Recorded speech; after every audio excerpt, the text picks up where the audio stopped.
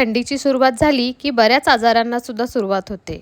जसेच कंबरदुखी, गुडघेदुखी, मायग्रेन, त्या व्यतिरिक्त केस गळती आणि अशक्तपणा येणे, एनर्जी लो वाटणे. तर ह्या आजारावरचा एक रामबाण उपाय म्हणजे मेथीचे लाडू. त्या व्यतिरिक्त ह्या लाडूमध्ये खूप सारे औषधी गुणधर्म असलेले वेगवेगळे पदार्थ वापरले आहेत, जे आपण आपल्या रोजच्या खाण्यामध्ये विसरून जातो.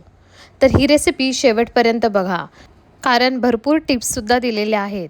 लहान मुलेसुद्धा आवडीने खातील आणि त्यांना कळणारही नाही की त्यांनी कधी मेथीचे लाडू खाल्ले. तर सर्वप्रथम मी 1 वाटी मेथी अशी ड्राय रोस्ट करून घेतली.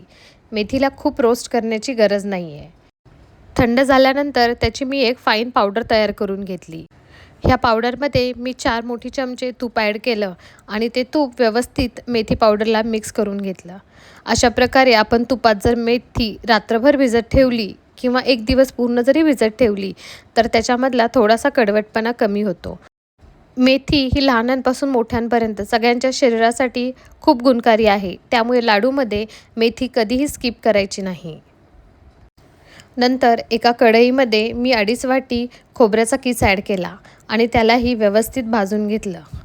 खोबऱ्याला जोपर्यंत व्हिडिओत दाखवल्याप्रमाणे लाईट ब्राऊन कलर येत नाही तोपर्यंत त्याला व्यवस्थित भाजून घ्यायचं. त्यानंतर त्याच्यामध्ये मी 4 मोठी चमचे खसखस ॲड केली. खसखस आपल्या शरीरासाठी खूप चांगली असते आणि ती उष्णता निर्माण करण्यासाठी मदत करते. खोबरे व्यवस्थित भाजून झाल्यानंतर मी त्याच्यासोबतच खसखससुद्धा भाजून घेतली. त्याला भाजण्यासाठी खूप वेळ लागत नाही आणि जास्त उष्णता असायचीही गरज नाही. त्यानंतर सेम पॅनमध्ये मी काही सुपर सीड्स ॲड केले, जसे सनफ्लॉवर सीड आणि पंपकिन सीड्स. ह्या सीड्समध्ये भरपूर प्रमाणामध्ये मल्टीव्हिटॅमिन्स आणि मिनरल्स असतात. सोबतच फ्लॅक्स सीड्स म्हणजे जवस, तोही मी अर्धा वाटी ॲड केला आणि त्यालासुद्धा ड्राय रोस्ट करून घेतलं. जवसाचे खूप सारे औषधी गुणधर्म आहेत आणि ते आपल्या वेट लॉसमध्ये पण हेल्प करतं आणि केस गळती आणि केसाची क्वालिटी सुधारण्यासाठी सुद्धा खूप मदत करतं. खोबरं व्यवस्थित थंड झाल्यानंतर मी त्याला मिक्सरमधून अशा प्रकारे बारीक करून साईडला काढून ठेवलं. जवस भाजण्यासाठी 2 ते 3 मिनटं लागतात आणि त्यानंतर त्यालाही साईडला काढून ठेवलं. सेम पॅनमध्ये मी अर्धा वाटी तीळ ॲड केले. तीळ आपल्या शरीरामध्ये कॅल्शियम वाढवतो, आपल्या बोनची डेन्सिटी वाढवतं आणि प्रत्येक प्रकारची सांधेदुखी असो, कंबरदुखी असो, गुडघेदुखी असो ह्याच्यावर खूपच गुणकारी आहे. तर अशा प्रकारे मी सर्व सुपर सीड्स बाजूला करून थंड करण्यासाठी ठेवल्या.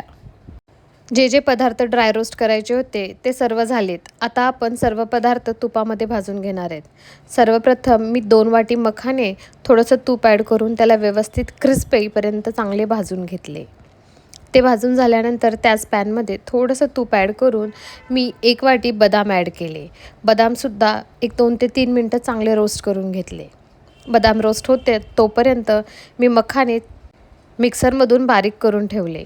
बदाम रोस्ट झाले त्यानंतर मी वॉलनट म्हणजे अक्रोड तेही व्यवस्थित रोस्ट करून ठेवले. त्यानंतर सेम पॅनमध्ये काजू ॲड केले, त्याला रोस्ट केलं. नंतर थोडेसे पिस्ता ॲड केले, तेही अर्धा वाटीपेक्षा जास्त होते.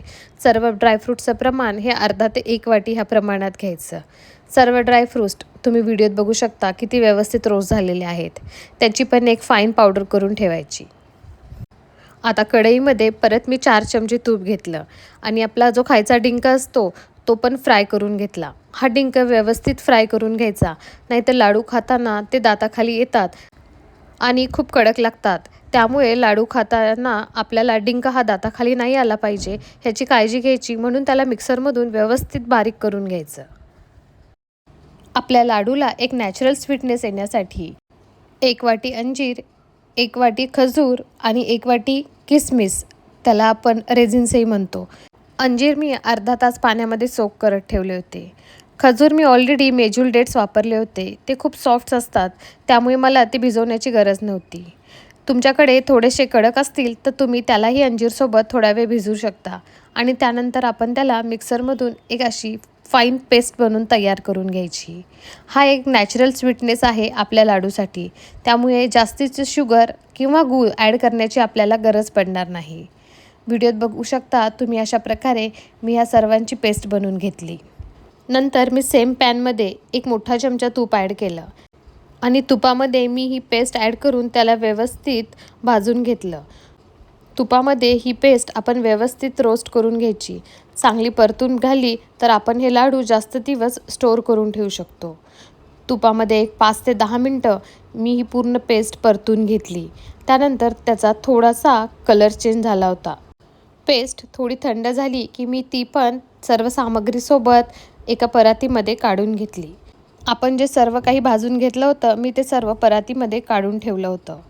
व्हिडिओत तुम्ही बघू शकता हे खोबऱ्याचा किस आहे जो आपण मिक्सरमधून काढला होता. हे सर्व सुपर फूड्स आहेत जे आपण बारीक केले होते. हे मखाना आहेत व्हाईट कलर जे आपण बारीक केले. ते सर्व ड्रायफ्रूट्स आहेत. त्यानंतर डिंक आणि लास्टला खजूर अंजीरची पेस्ट. सर्व पौष्टिक पदार्थ ॲड करून आपण हे लाडू बनवतो आहेत. तर तुम्ही बघू शकता की किती टेस्टी आणि किती हेल्दी असतील हे. त्यानंतर एक मोठा चमचा विलायची पूड ॲड केली. त्यामुळे लाडूची टेस्ट आणि फ्लेवर हा आणखीनच छान होईल. सर्व सामग्री मी व्यवस्थित मिक्स करून घेतली. फक्त खजूर अंजीरची पेस्ट मी सर्वात शेवटी ॲड केली. आधी सर्व ड्राय सामग्री एकत्र करून घेतली.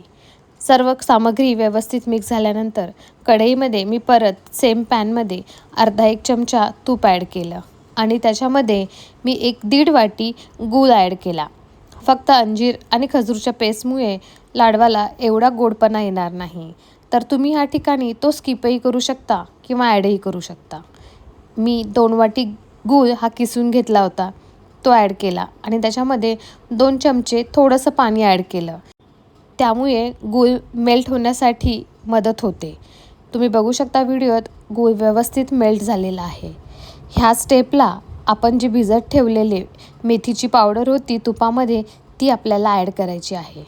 गुळात जर आपण मेथीची पावडर ॲड केली तर त्याचा कडवटपणा पण कमी होतो आणि कोणाच्या लक्षातसुद्धा येणार नाही की ह्याच्यामध्ये आपण मेथी पण ॲड केलेली आहे.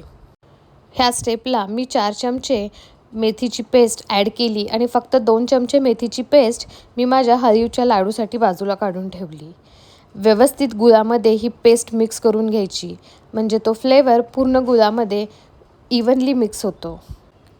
नंतर हा गूळ आपण आपल्या मिश्रणामध्ये ॲड करायचा आणि सर्वत्र पसरून घ्यायचा. गूळ खूप गरम असतो त्यामुळे सुरुवातीला चमच्याच्या साहाय्यानेच सर्वत्र व्यवस्थित मिक्स करून घ्यायचा. थोडंसं थंड झाल्यानंतर किंवा कोमट झाल्यानंतर आपण हाताच्या साहाय्याने गूळ आणि सर्व सामग्री ही एकजीव करून घ्यायची. हाताने मिक्स केल्यानंतरच तो व्यवस्थित मिक्स होतो आणि त्यानंतरच आपण त्याचे लाडू बनवायला सुरुवात करायची. भरपूर सारे औषधी गुणकारी पदार्थ वापरून आपण हे लाडू बनवलेले आहेत. आपल्या शरीरासाठी फक्त हेल्दी नाही तर हे खूप टेस्टी पण आहेत. तर मला पूर्ण विश्वास आहे घरात लहान मुले असतील ते सुद्धा हे लाडू खूप आवडीने खातील. तुम्ही ही लाडूची रेसिपी नक्की ट्राय करा आणि मला कमेंट करून कळवा की तुम्हाला ही रेसिपी कशी वाटली. अशाच नवनवीन हेल्दी रेसिपीसाठी माझ्या चॅनलला सबस्क्राईब करायला विसरू नका. थँक्यू.